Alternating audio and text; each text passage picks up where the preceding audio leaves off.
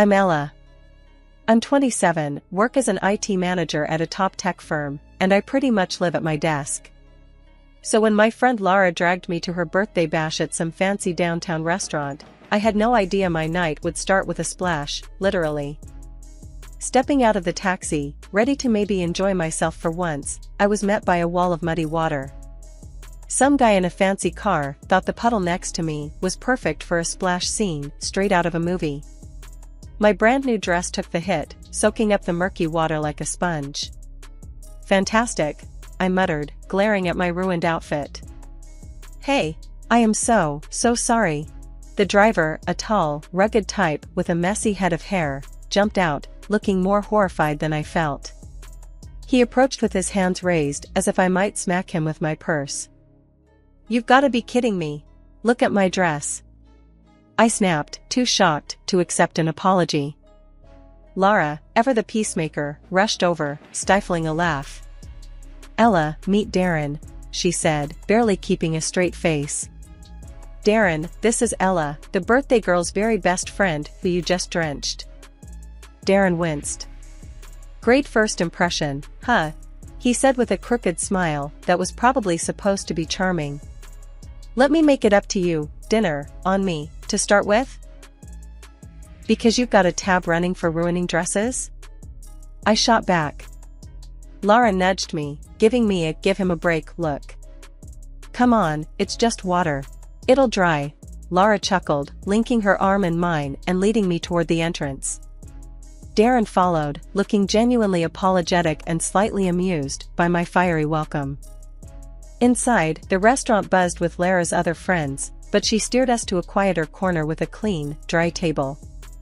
You guys start here. I'll grab drinks, and Ella, try not to murder him before I get back, she teased, leaving Darren and me in an awkward silence. He pulled out a chair for me, and I sat, folding my arms. I'm Darren. And before I made a splash, I was actually hoping to meet you tonight. Lara's told me a lot about you. He started, trying to smooth things over. Did she also tell you I hate surprises? I quipped, finally cracking a reluctant smile. I'm Ella, IT manager and apparently a mud magnet. Darren laughed. I work in marketing. Maybe I can help you market your new look? Post-puddle chic could be the next big thing. I rolled my eyes. Don't quit your day job, I said, warming up to his attempt at humor. Lara returned with a tray of drinks, breaking the ice further. Here, maybe this will clean the slate, she said, handing us our drinks. So, Darren, got any more surprises up your sleeve? I asked, taking a sip of my drink. Just my charming personality and dazzling conversation skills, he replied with a grin. Oh, and an apology dinner. I'm serious about that. Let me take you out to make up for the disaster. I considered him for a moment, his earnest face making me soften a bit. All right, you're on, I conceded. But I'm choosing the place. Somewhere without any puddles nearby. By the end of the night, the dress was still a mess, but my initial anger had dried up, replaced by a reluctant intrigue towards Darren. Maybe this disaster of a night could turn into something worthwhile. After Darren's disastrous yet somehow endearing introduction, we started seeing each other. It wasn't long before casual dinners turned into weekend getaways, late-night talks, and eventually, meeting each other's families. I should have known things would get more complicated once families got involved. Look, I really like you, Ella, Darren said one evening as we walked through the park, his hand finding mine. I think it's time you met my folks. What do you say? Sure, I agreed, squeezing his hand, trying to ignore the nervous flutter in my stomach. Meeting the parents was a big step, but after the way we started, what was the worst that could happen?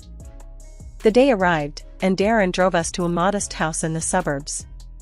His mom, Janet, and his dad, Tom, greeted us with warm smiles that didn't quite reach their eyes. Dinner was served, and that's when the questions began. So, Ella, Darren tells us you're in IT? Tom asked, passing me the mashed potatoes. Yeah, I manage a team at a tech firm downtown, I answered, trying to keep my tone light. Janet leaned in, her eyes sharp. Must be a good position. What does that pay, if you don't mind my asking?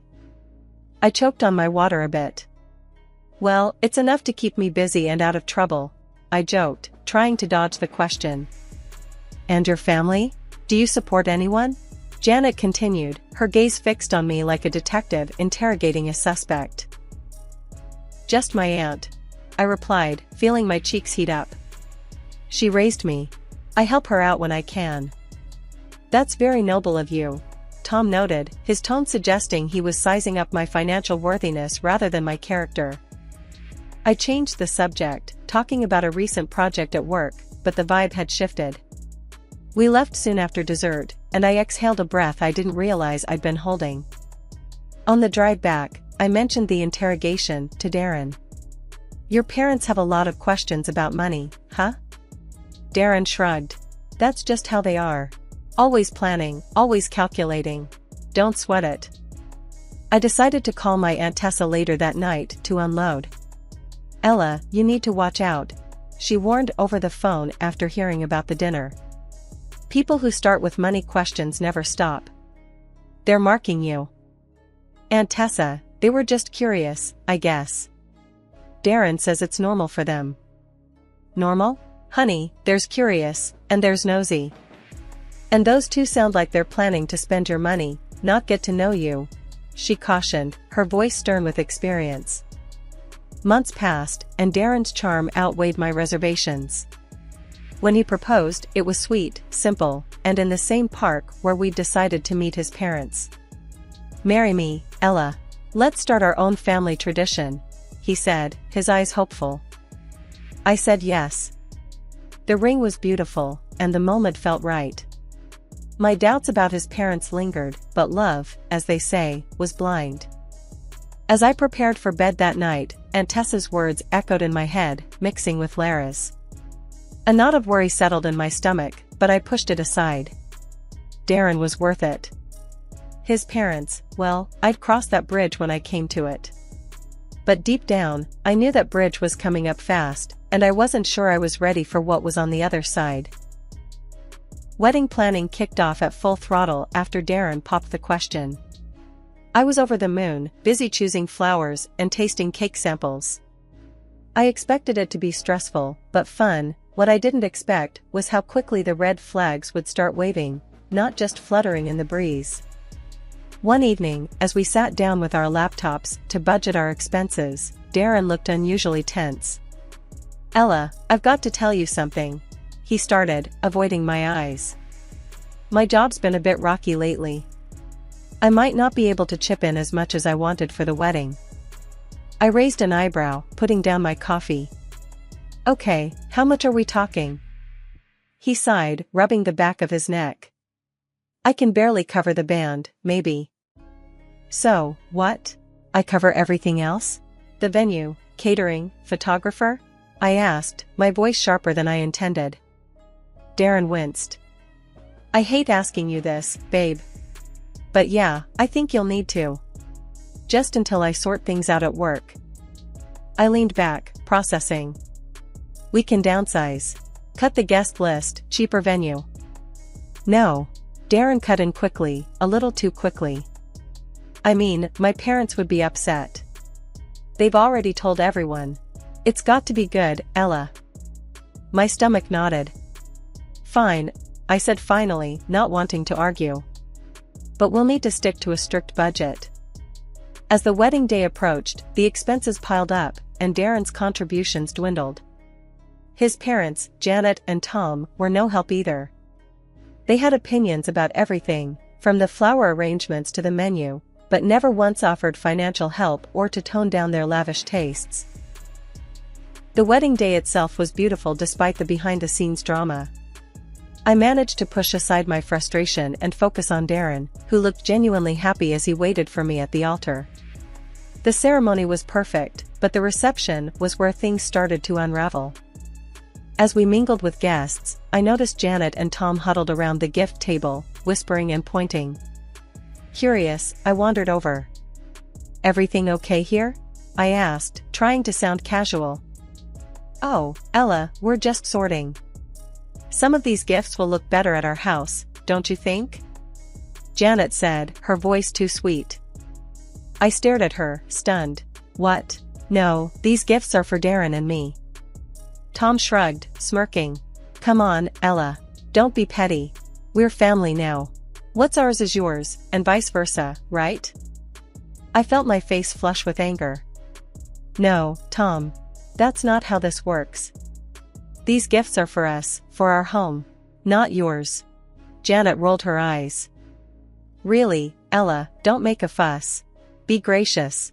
We're just taking a few things. Nothing major. I bit my tongue, holding back a sharp retort. The last thing I wanted was a scene at my wedding. But as they walked away, a few gift envelopes and smaller presents in hand, I felt a simmering rage. After the wedding, it didn't take long for Darren's parents' true colors to start showing even more. Every time we invited them over, or there was some family gathering to attend, it was like opening a new chapter in the book of greed. It was my birthday next, and I decided to throw a little dinner at a decent restaurant in town. I thought it would be a nice change from home parties. I invited Darren and his parents, Janet and Tom.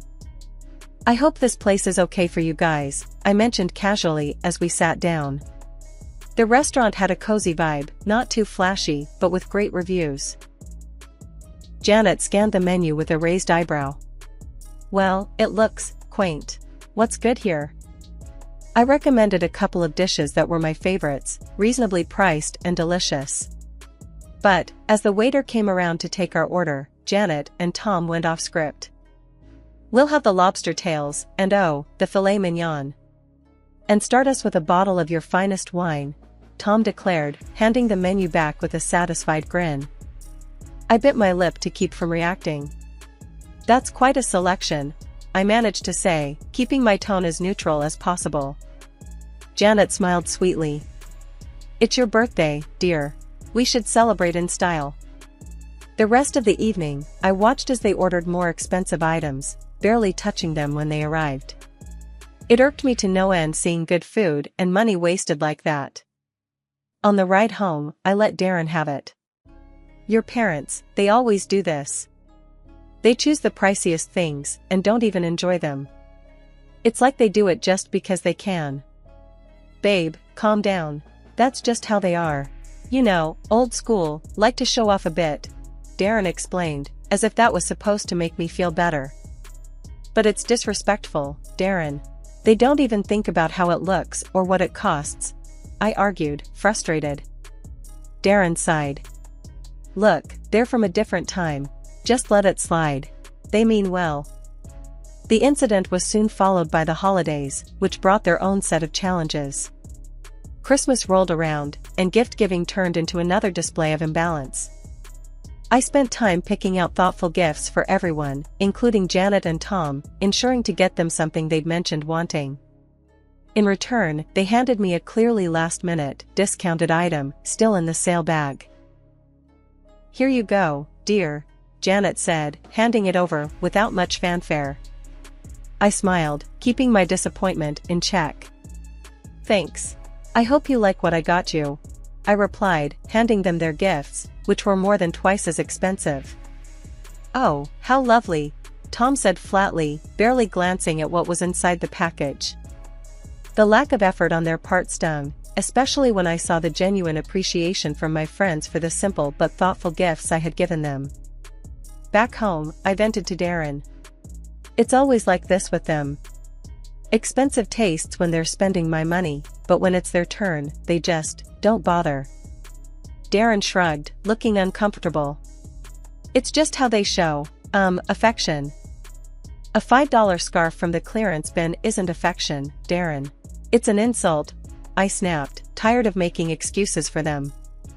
After dealing with one too many incidents of Darren's parents pushing their boundaries, I figured it was time for a change. When my big bonus hit, I knew exactly what I wanted to do. Darren, let's go to Hawaii, I said one night while we were sitting on the couch, trying to decide how to celebrate. Hawaii? That sounds amazing, babe, he replied, his eyes lighting up. Just the two of us? Exactly, just us. It's romantic, and I've always wanted to go, I explained, excited at the thought of sandy beaches and no family dramas. A couple of days later, I was in the middle of booking our trip when Darren came home from visiting his folks. He looked unusually excited. Guess what? My parents are stoked about Hawaii. I paused, my fingers hovering over the keyboard. Wait, what do you mean? I thought this was just for us. Darren laughed, a bit too nervously. Yeah, I mean, it is. But I mentioned it, and they've never been to Hawaii. They got super excited, and... Hold on. I cut him off, feeling my stomach tighten. You invited them? No, not exactly. I just told them about it, and they kind of invited themselves. He explained quickly. I closed my laptop with a snap. Darren, this was supposed to be our trip. Romantic, remember? He came over and sat down next to me, taking my hands. I know, but they really want to go. Can't we just... No, we can't just... I interrupted, pulling my hands away. This isn't a family vacation, Darren. It's for us. He was quiet for a moment, then his phone buzzed. He glanced at it and frowned. They're already looking at flights. They think we're all going. That's because you didn't set boundaries. I exclaimed, frustration building. We can talk about this later, he said, standing up and going to the kitchen. But later came sooner than expected. The next day, Darren's parents showed up at our house, all smiles. Ella, dear, we've been looking at tours and hotels in Hawaii, Janet said cheerily. I was dumbfounded. We haven't decided anything yet. Tom chimed in, his tone expectant. Well, we thought it's settled. We're all excited to go. I looked at Darren, expecting some support. Darren, tell them, I urged. He rubbed the back of his neck, avoiding my gaze. Look, why don't we all go? It'll be fun, and we can split the costs, he suggested weakly. I stared at him, then at them. No, that's not what we planned. Janet's face fell. But we thought it was a family trip. It's a romantic getaway for me and Darren. Just us, I stated firmly, feeling my resolve harden. There was an awkward silence, then Tom said, well, if that's how you feel, maybe you're being a bit selfish, Ella. I couldn't believe what I was hearing. Selfish? For wanting to spend time alone with my husband? The conversation ended with them calling me selfish and leaving the house in a huff. Darren was quiet for a moment before he exploded. You could have just let them come, Ella. Why do you have to be like this? I'm like this? I just wanted something for us, Darren, just us. I shouted back, my voice echoing in the empty room. He didn't say anything after that. He just walked out of the room, and that was it. We didn't talk for a whole week. I woke up to an eerie silence in the house that morning, the kind that instantly told you something was off. Rolling over, I grabbed my phone off the nightstand and was greeted by a slew of notifications that punched the air right out of me. 3 tickets to Hawaii, all booked under my name, and a reservation for a hotel, also charged to my account. I sat up, my heart pounding as reality set in. Darren had done this. He and his parents were probably on their way to Hawaii right now, all on my dime. I didn't even bother calling. What was there to say? It was clear as day, my husband had taken the liberty to use my account to fund his little family getaway, despite everything we had discussed. Anger bubbled up inside me, and without a second thought, I logged into the booking site and cancelled everything booked in the opposite direction. Then I moved swiftly to my banking app and cut off his access to my funds. Hours later, my phone rang. It was Darren, and his tone was less than pleasant. Ella, what the hell? Why were we not checked into the hotel? And where are our return tickets? I held the phone away from my ear for a second, taking a deep breath to steady my voice. Because I'm not your ATM, Darren. I'm done funding your family's fantasies. You're all just a bunch of selfish leeches. He sputtered on the other end, clearly not expecting me to take such drastic measures. You can't just do that. We're stuck here now. If you don't fix this, I'll divorce you. I almost laughed at the irony. Go ahead, Darren. Do what you need to do. But don't expect another dime from me. I hung up, my hands trembling with a mix of rage and relief. Almost immediately, my phone buzzed with messages from both Darren and his mom. Threats, pleas, accusations, they tried every angle, but I wasn't having any of it. I didn't wait around for Darren to get back. Instead, I called a lawyer and started the divorce process myself. It was rough, knowing that a chapter of my life was ending like this, but there was no way I was going to stick around with someone who treated me like a cash machine for him and his parents. After hanging up with the lawyer, I drove to Aunt Tessa's house. She opened the door before I even knocked, like she knew I was coming and why. I did it, Aunt Tessa. I filed for divorce, I said as soon as I stepped inside. She just nodded, not saying I told you so, but her look said it all. You did the right thing, Ella. I know it's hard, but you're better off without someone who lets his family treat you that way. The next few days were a blur of sorting out my things and setting up a temporary life at Aunt Tessa's. I was starting to feel a bit more like myself, a bit steadier, when Darren showed up. He looked miserable, standing there on Aunt Tessa's front porch, a sad sight if I ever saw one. Ella, please. Can we talk? I'm sorry. I messed up, but we can fix this. I almost laughed at the audacity. Fix this? Darren, you chose your parents over your wife, used my money to take them to Hawaii after everything. There's no fixing that. Ella, No, Darren. You just showed me who you really are, and I don't want any part of that life, I interrupted, crossing my arms. You and your parents are cut from the same cloth, all take and no give. I'm done.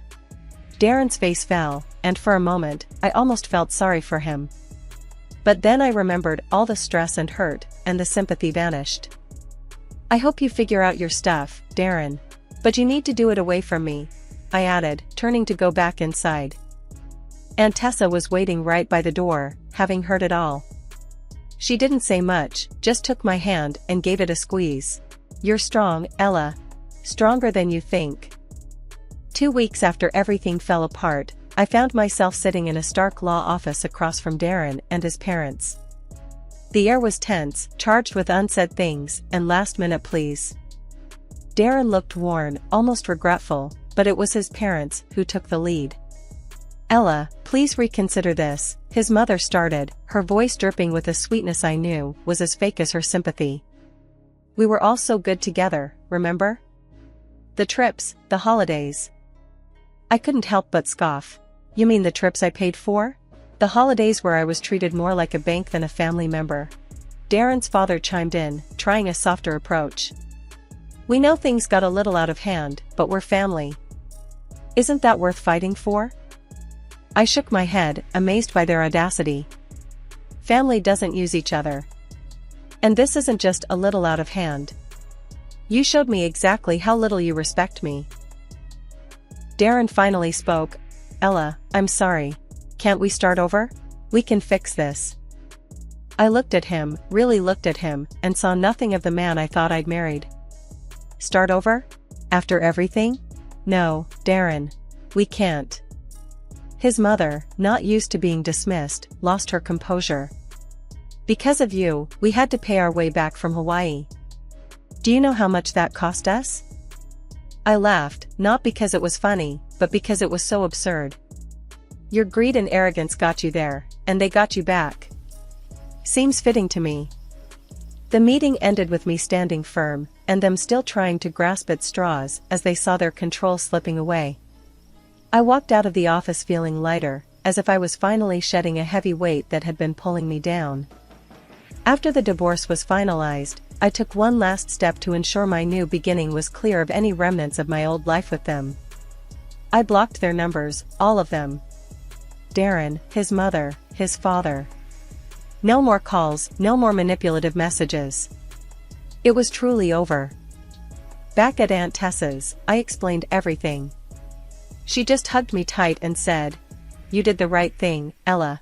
It's time to focus on yourself now." And she was right. As I began to put the pieces of my life back together, I found strength I never knew I had.